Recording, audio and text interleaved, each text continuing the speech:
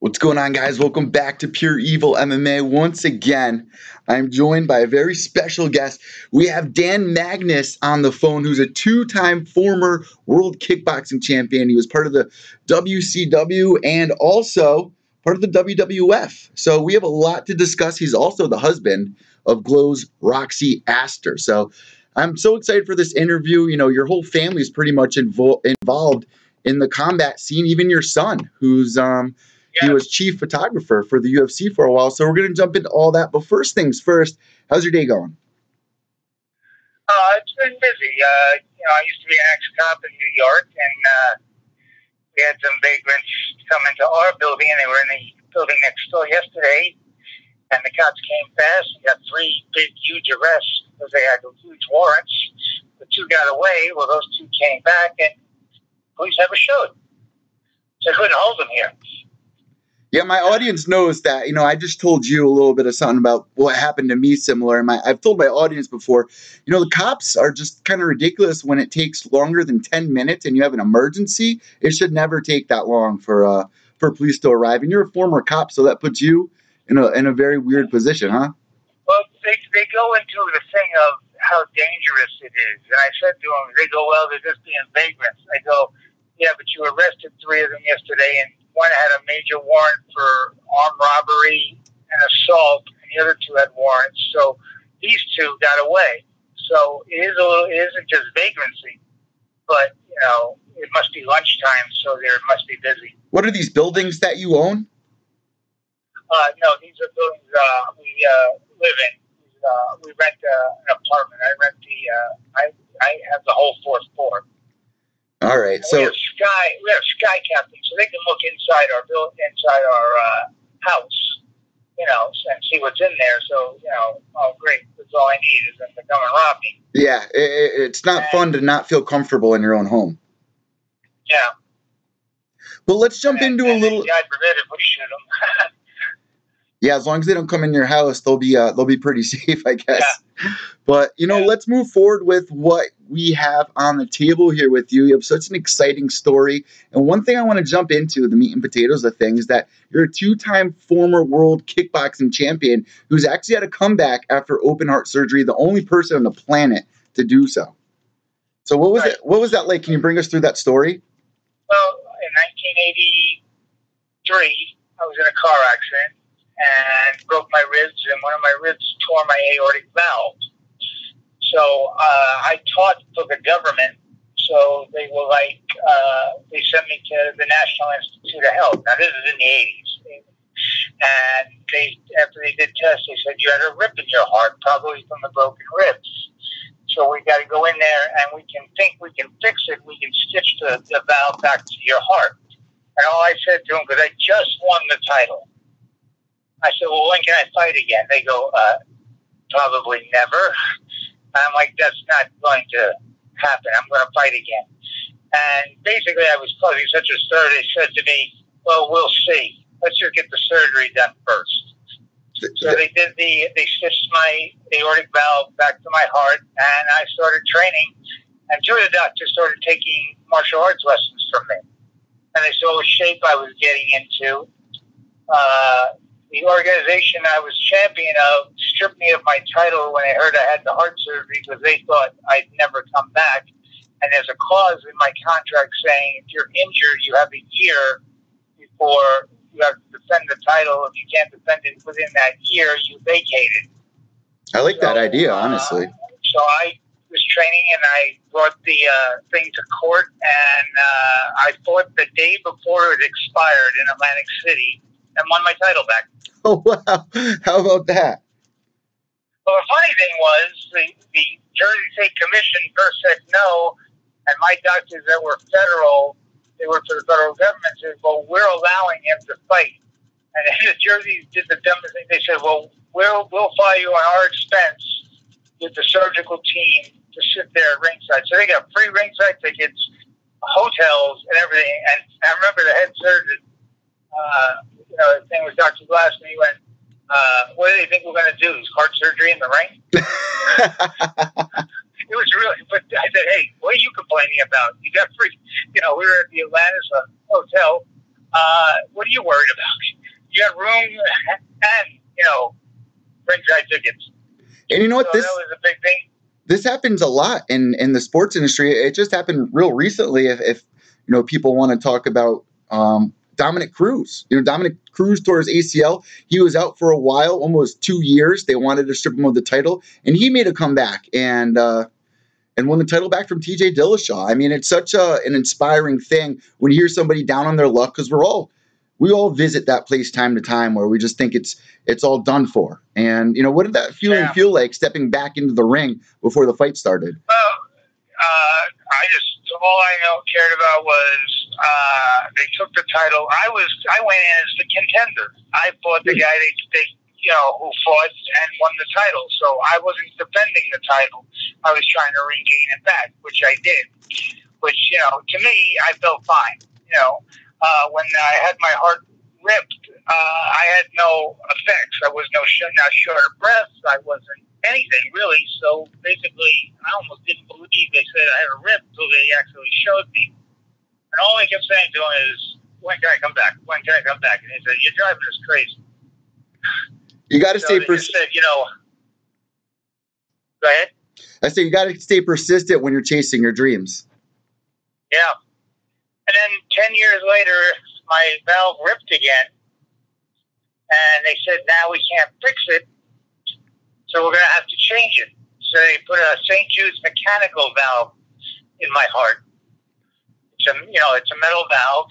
And they had to put me on the blood thinner, Coumadin. And I retired from fighting, but I thought, you know what? I want to do something. So I did a 60-round exhibition fight to show that my heart was fine. That'll prove it. That'll prove it. I was working with WCW at the time. And the last 10 rounds were with wrestlers who were scared to death I was going to kill them. Yeah. It just, the whole thing is, look, if you have a dream and you want it, there's a will, there's a way. People give up way too easy. And it's kind of cool that even though you made your comeback and you had that moment, unfortunately you had to, step outside and prove everyone wrong, even though you already won your title back. You're trying to prove everybody a little something, something. And then you actually open up your own wrestling organization down the road, correct? Right. I was in Denver, Colorado, and people there, there was little wrestling organizations there. And I didn't want to open a wrestling organization. I didn't want to really run wrestling shows because I worked, I was friends with Brian Adams. I lived in Hawaii. We owned a Gold's Gym together. And he went, Dan, he won time left for 3 weeks to go to Japan. And to keep an eye on my wrestlers for me so they still work out and all that. And I did, but I saw that they were killing themselves in the ring. So I put a crash pad in the ring and said, practice the bumps on knees so at least you know how to do them right because you're all hurting yourself. Well, for 3 weeks I had them bumping like they never bumped before. When Brian came back, he says, you're just making them sissies. I'm like, but they can do it without the pads now and not hurt themselves. Yeah, that's when I went to Denver, I said, you know what, I'm opening up my own wrestling school, and I called it Slam City. Slam City, I love that. We put an ad in the paper, and I wasn't looking for professional wrestlers to get in the WWE. I was looking for dreamers that always loved wrestling, and if they wanted to try their dream, come to us. Well, it exploded because the Washington Post did an article and put us on the front page, and we got slammed. Was it kind of people that? I'm sorry? Was it kind of weird when you were at the guy's gym helping train his partners? When he came back, did he feel some type of way about that? Like, did you guys get into a fight or? Well, we didn't get into a fight because we were good friends, but he just told me I was whipping them out, and I'm like, Brian, they're paying you $3,000 to learn how to wrestle. See, he trained in Japan. If you've ever been there, I've been to Japan. They kill you in Japan. There's a story of Hulk Hogan when he was training for wrestling, went to Japan to learn how to wrestle from Antonio Inoki. And Inoki broke his ankle on the first day on purpose. Wow. To see if Hogan had what it takes to come back. 8 weeks later, Hogan walked in after his ankle was healed, said, I want to be a wrestler. And Inoki said, now you will be a wrestler. But that was the mindset back then. The mindset of today is, even back when I had it in the late 90s, is different. The internet was starting. Kayfabe was dead. When I worked Ohio Valley Wrestling, Jim Cornette, who still thinks he's in the 70s, was like, we got to keep kayfabe. I go, they know more about us than we know about us. I'm like, kayfabe is dead. You can go onto any site now and they know the storyline before we even know the storyline. In fact, I think our writers or the writers of WWE get the storylines from the fans. You know what? Aoki, he actually did the first MMA match in history with Muhammad Ali. With Muhammad Ali. Yeah, so that definitely opened up some doors. Yeah, he wasn't stupid, though. He said, I'm going to sit on my butt and kick him in the legs. I mean, getting back to what you were saying about, helping your friend's gym and trying to make safer practices, I feel like that's still an ongoing issue this day and age in MMA. We see it at a whole bunch of gyms around, the MMA scene. And it's very sad when you see these fighters get into later years and they're about to make a comeback, but then they get injured again. It's just so frustrating. There's really no way around it besides, practicing a little bit safer, but you also have to prepare for the madness when you walk into the ring. Yeah, well, in California, they have MMA schools, and every martial arts school has a boxing ring, and there's a lot of boxing schools around here. And if you go in there with no experience, you're like fresh meat to the other boxers. They throw you in the ring right away to see if you have what it takes. And I'm like, why don't you train them first? Have them learn for the first 6 months to punch, kick, do this stuff so they have technique. And then put him in the ring. Because everybody's brave till they get punched in the nose. But are you going to punch a guy in the nose who has no experience? And you put him in with a guy who has a ton of experience? That's just bullying. Yeah, that kid isn't going to survive. And obviously... Yeah. Obviously, the kid's not going to survive, but I feel like a lot of gyms do that to kind of prove what they're in for. If you come back, then you're done. It was done to me. Jeff Smith and Bill Wallace, Bill Superfoot Wallace, in 1976. I met him in Atlanta, told him I wanted to be a kickboxer, and they saw me as fresh meat. They come to D.C. I drove there, and for 1 week, all I did was get my ass kicked by these two guys and other fighters that one night I thought my brainstem came loose. Ooh. I was going to go to the hospital. After the 7th day, Jeff Smith said, I've never seen a guy with so much heart and determination. You want a job with us teaching karate here while you're training? And then I moved to D.C. and became a kickboxer. It's brutal when... But that doesn't work anymore. It's brutal when you go in there and you're sparring with guys that do dirty shots or hit a little extra hard because you're not getting paid for this. You're paying the gym, and you want to make it to the ring to get paid. And if you're not able to do that, then what the hell? We see this with a lot of fighters where they're like, that guy, he's a dirty sparrer. And we've seen footage on it. And you know what? That can really screw up people's careers. It happens to Chris Holdsworth, who won the Ultimate Fighter Ronda Rousey season. He had to get pulled out because one of his partners really injured him with a cheap shot. It's sad. It happens in everything, in boxing, kickboxing, MMA, because they're trained, because most of the places that are owned by these facilities, people that own them, are ex-fighters. And they went through that, and they're not businessmen.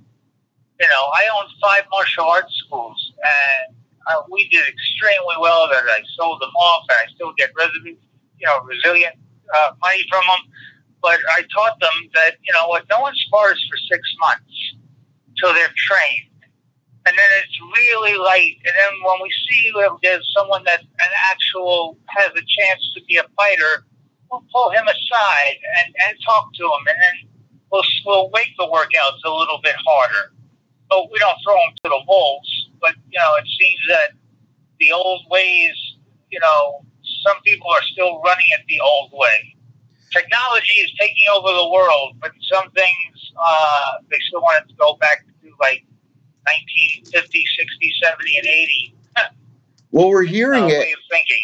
We're hearing more fighters now saying that they're not doing as hard sparring as they used to back in the days with, the no hold bars era, even, the early 2000s. A lot of guys this day and age are learning from technology, really, because CTE is a really big deal now. There was just a 21 or I think 17 or 18-year-old kid, a very young kid who was on the football team, I believe committed suicide very recently. Joe Rogan just tweeted it out yesterday, and they found traces of CTE in his brain. Yeah. It's just so sad. And then you got people like Anthony Hernandez, who the CTE. I mean, what do you think? Do you think football is just as dangerous as martial arts? What do you think is the most dangerous sport when it comes to? I think they got more awareness now of football. I mean, there's still, if you look, the coaches are like in their 60s and 70s, or they're taught, or the younger coaches are taught by the older coaches that, don't drink any water. They got to sweat. They got to know what it feels like. You ever watch a professional football game? Whenever they stop, the guys run and drink more Gatorade than we've ever seen before in your life.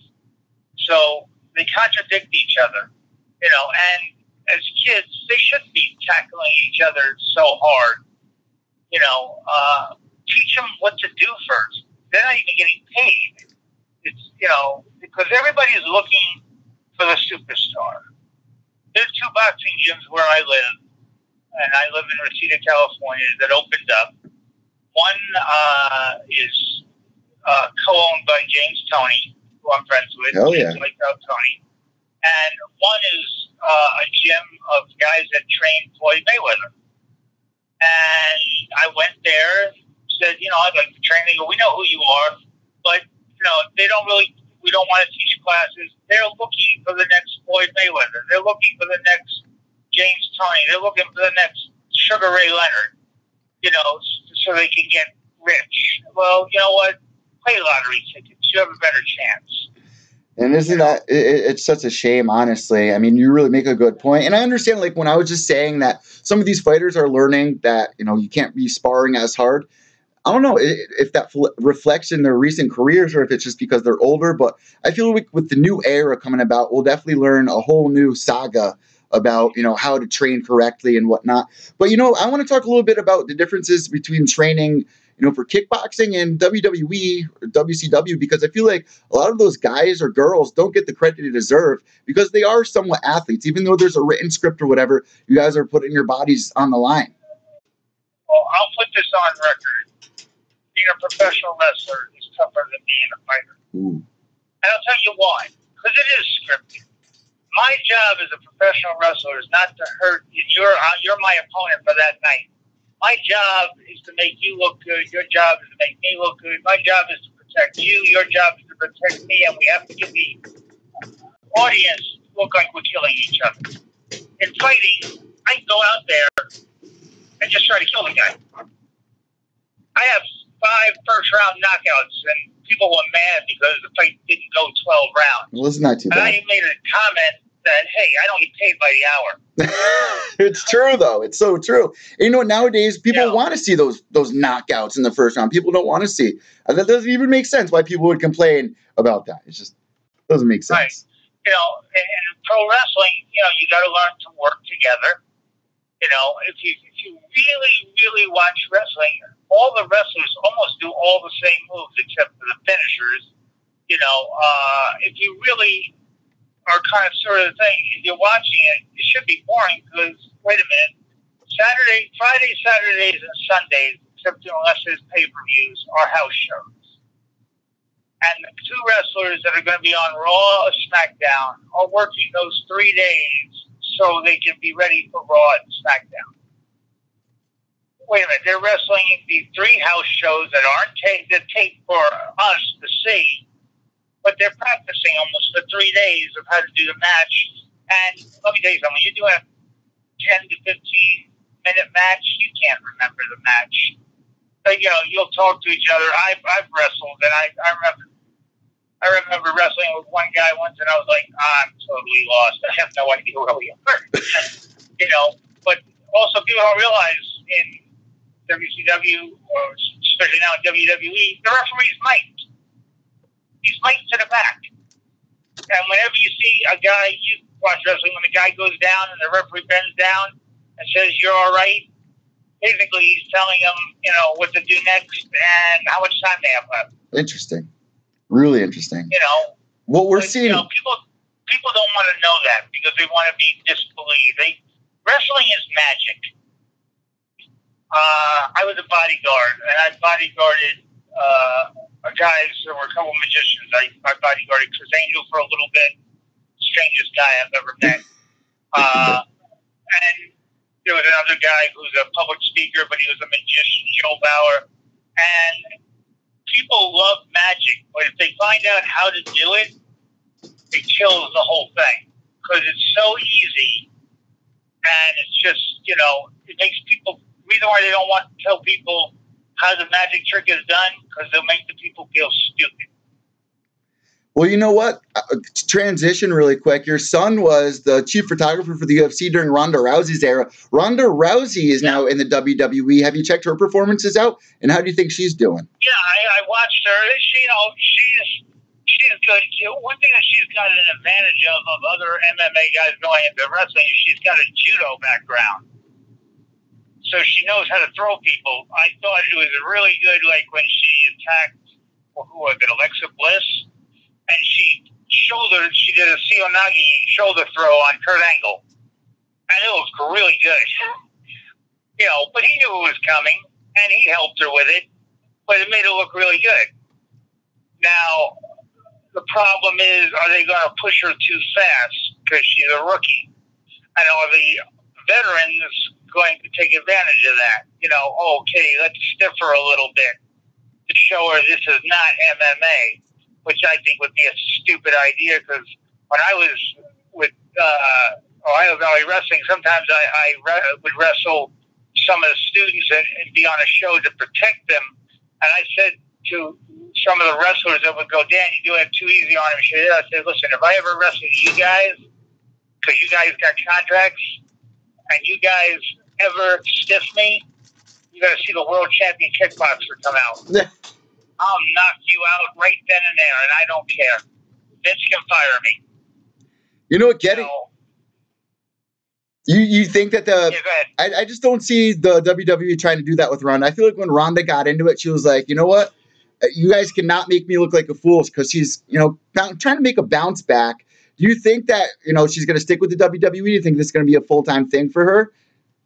Yes, I do. I really think she's, I have a friend who does all the promo work for NXT. And he told me she works like a crazy person. She loves it. You got to have a passion for it. That's the number one thing they look for. Oh, your mother's sick, tough shit, wrestle.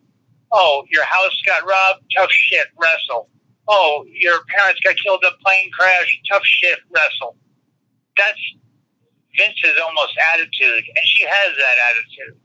She likes the spotlight, which is good. She can talk because she has some interview thing. Yes, is she green? Yeah. Could she have? But the girls know that if they piss her off, she could really hurt them. That's true. So they're not going to do something stupid to her. If they do something stupid to her, she'll kill them. Yeah. Snap her arm like she did with Misha Tate. But you know what? Nia Jax was scared to death. She really snapped my arm when she put me in the armbar. And Ronda Rousey was like, no, I should do something stupid. That kind of she kind of put the threat on her.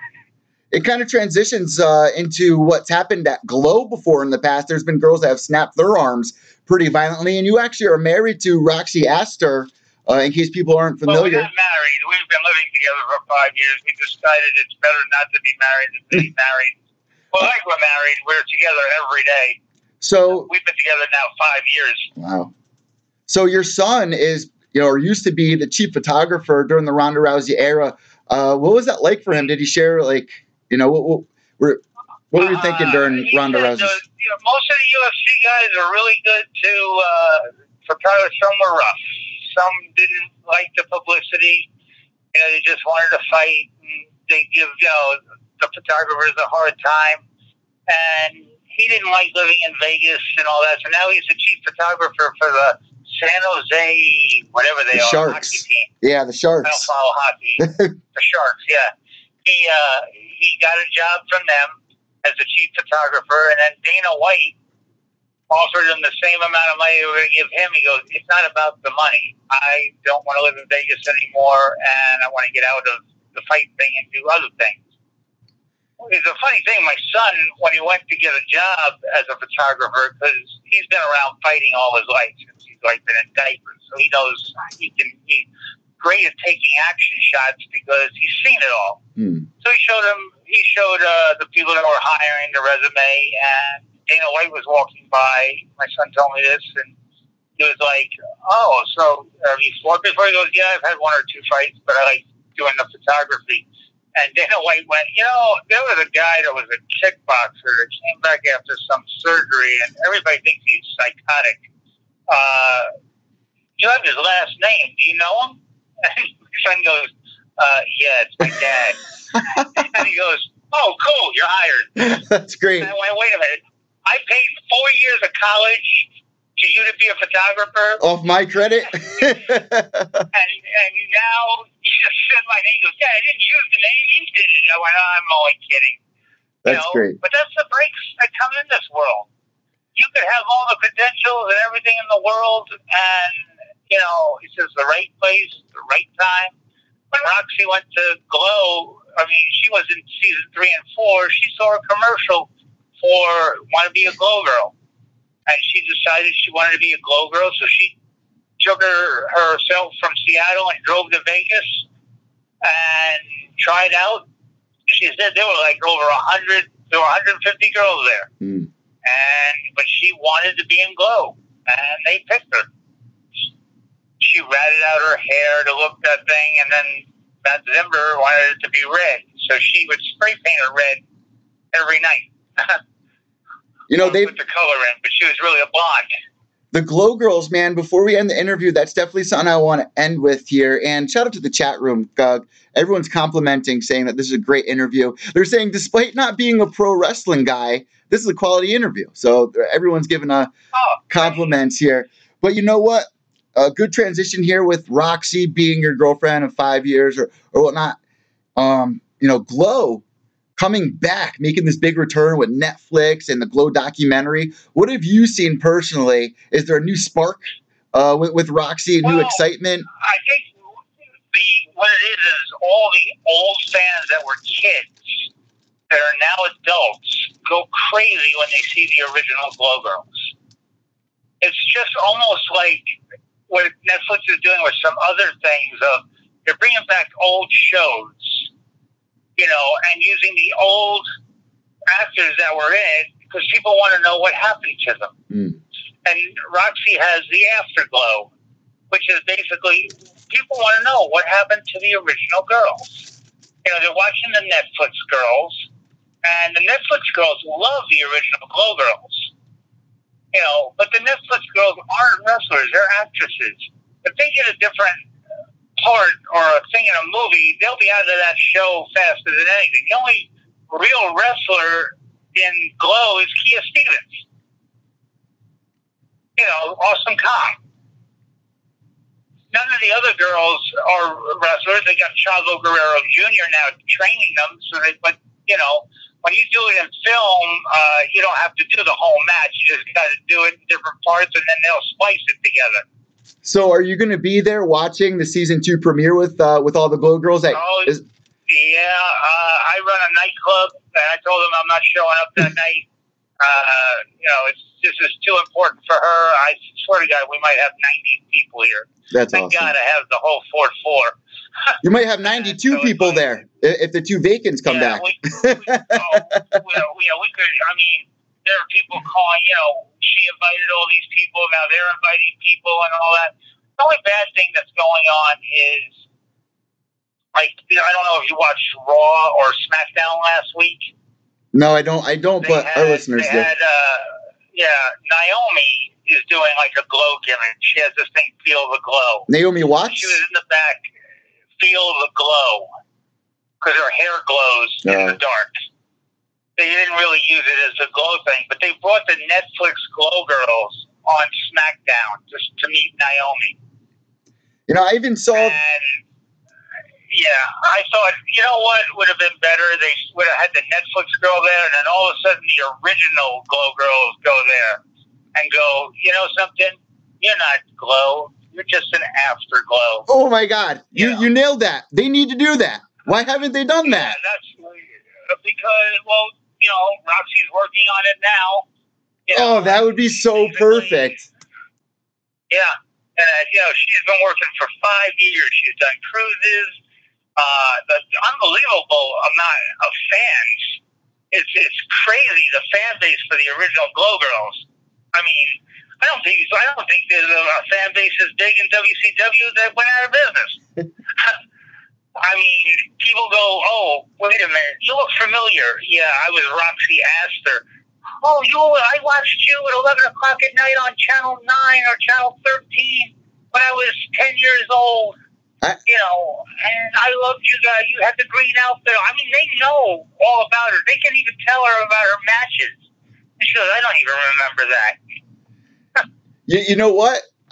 This is bothering me now. Now that it's settling on my head, like I can literally picture the entire thing playing out, like exactly what you just said. Like Roxy climbs out from or walks out of the back, and it's like, you guys are the fake Glow Girls. Like it's just like a perfect one night thing for them to do to promote, you know, Glow and the original Glow Girls, who deserve more credit than they're getting from. Well, I can tell you Netflix. one of the problems are the Glow Girls are scattered. The original Glow Girls are scattered, and the Netflix Glow Girls have an agent, you know, from Netflix. So they, you know, WWE called the agent and said, "Can we get the Netflix girls to come to the show that was in Sacramento?" So they brought the Netflix girls. They can't do that with the original Glow Girls because they don't have an agent, you know, and you have to go look for them all. You know, and now Roxy usually gets them all together, you know, and so they were at the last Raw that was in California. This was about 6 months ago. And the Netflix Glow Girls met the original Glow Girls for the first time backstage, and they went crazy over them. Allison Brie was almost crying. Like, she goes, oh my God, you know, you guys are like royalty to us. And then some of the WWE divas came over. Nia Jax said, I need to get a picture with the original Glow Girls. You know, and, you know, the only thing I think that's holding them, you know, back is they want to know who the original Glow Girls are. But all the original Glow Girls are in their 50s. You know? They're not going to look like they did when they were in their 20s when they were doing Glow. Well, you know what? They're still doing their thing now. You know, I'm even hearing that Roxy was just telling me that Matilda's going to be singing Raw Meat tonight. Oh, yeah, she is. She's excited. And that woman has more heart than I do. I mean, you know, she's got so many injuries and all that, but when she'll still perform, you know, and she'll act like nothing's wrong with her.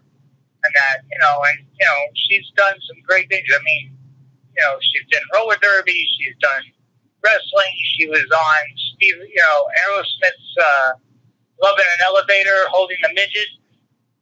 Well, I didn't know that. Oh, yeah, when the elevator opens and there's this huge woman holding the little midget. That's Matilda Hunt. That's so funny. I'm going to have to go back and look at that now. That's great. Yeah, just go back and look at Love in an Elevator. I can picture the commercial, too. I mean, I can picture the music video because my dad's all about Aerosmith. So I'm going to have to go back and look at that. That's great. Yeah, and Matilda was holding a midget guy. That's so funny. Just like hugging him and just jumping up and down. It's pretty funny.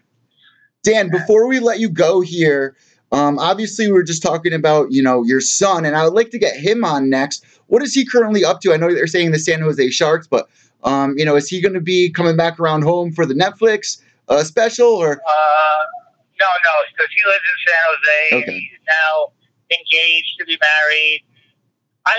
Basically, he's 29. You know, I talk to him. He worries about me more than I worry about him. You know, he's got his life together really good. I don't know if Roxy told you I had another heart surgery about 2 months ago. Ooh. My heart fraction went down so low that I passed out at my nightclub, and they had to do emergency heart surgery on me. And then I was fine after it. My son flew in to see me, and all that. But when I told him, listen, when you're working for UFC, this is your thing. It's not my thing. You didn't get the job because of me. Just because Dana White knew who I was, didn't mean you got it on your talent. Yeah. He took some great pictures and that, and he had a great time. He loves taking pictures. But better opportunities come. A lot of it is also. The only thing he told me is never move to Vegas. Yeah, one of my childhood friends actually from the cul-de-sac moved to Vegas and worked for the UFC doing Fight Pass. But I can understand how he feels about that. But there also is, being at the right place at the right time, running into Dana White the time that he did, which is perfect. And that's how things work out for a lot of people. It's just being in the right place at the right time, or you could be at the wrong place at the wrong time, which always sucks. But before we let you go, man, I've been in both. I think it's so cool that you guys are all in the same scene pretty much when it comes to, entertainment. At least, your son's over there. Roxy's doing her thing. You got your gyms and the nightclub and everything that's going on. I think it's so cool that you guys are like all in a scene. You got Netflix doing the Glow thing for season 2. It's exciting times right now, and I hope that things work out. Oh, yeah. For the entire family. I think it will because, the Netflix show is bringing in the millennials who have no idea what the real Glow, and then the older Glow people. The only thing that I feel is that Netflix should honor the originals more. I don't know if you saw the first season when they had they gave a little cameo to Brooke Hogan. She was a secretary at an abortion clinic. They could have gave that part to Matilda the Hun. Yeah. And people would have went, that's Matilda the Hun. The original Glow Girls. They could have been a lot nicer to the originals. Yeah. But for some reason, they weren't. And that's Hollywood. Yeah, that's something that I brought up to the girls that have come on the show so far. I feel like a lot of people want to see the original Glow Girls on the Netflix. Maybe season 3. We'll find out as time comes. But if there's one thing that could happen, I would like to see what you're talking about with the WWE and the original Glow Girls calling out the Netflix Glow Girls, even if it's just a 90-second thing. I think that would be awesome. Yeah, it would be awesome. And I think a lot of the Glow Girls would feel a little better because I can definitely tell some of them feel some type of way right now. Yeah. Plus, like I said, I have connections in WWE.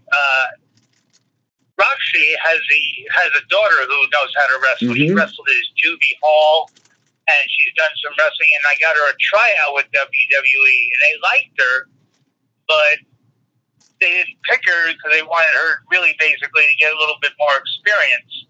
But they could work that thing in there, okay, here's a real afterglow girl. It would be a great feud between her and Naomi.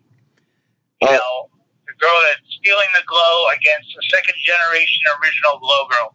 I would love that. And we got the chat room checking in saying it's obviously the younger generation here. Damn, I'm going to Google Glow right now. Owen Young. Yeah, man, you should do that. You can actually watch all the original Glow matches. Make sure you also Google Dan Magnus as well. Dan, what do you have on the internet that people can see? Can they see your comeback fight after open heart surgery? Or? My comeback fight is, because ESPN owned it, I have a thing on my Facebook page. It's Dan Magnus, MAGNUS.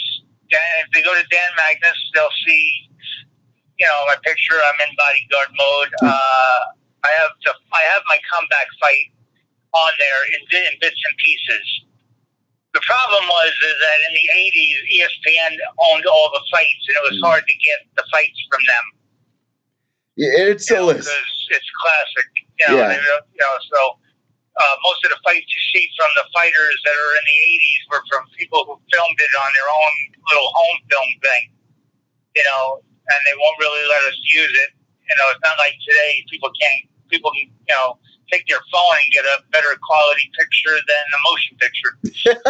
It's true. It's true, except when you want to take a picture of the moon and it does not look anything like it looks in real life. But at the same time, it's coming along. It's coming along. Dan, I want to thank you so much for joining me today on Pure Evil MMA. Before we let you go, where can people find you on social media outside of Facebook? Really, right now, because of all the things I haven't had in touch. I used to have a website, danmagnus.com, and the Magnus method, but they're down right now because I was sick and I couldn't keep them going, so I have to restart all those. But if they really want to see where I am, they can Google my name, and if they go to videos, they have some of my videos up on there. And I'm going to go on Facebook right now and share the comeback fight, so if anybody wants to see it today, they can. When they go on my page, it'll be right there. I have to scroll down a little bit.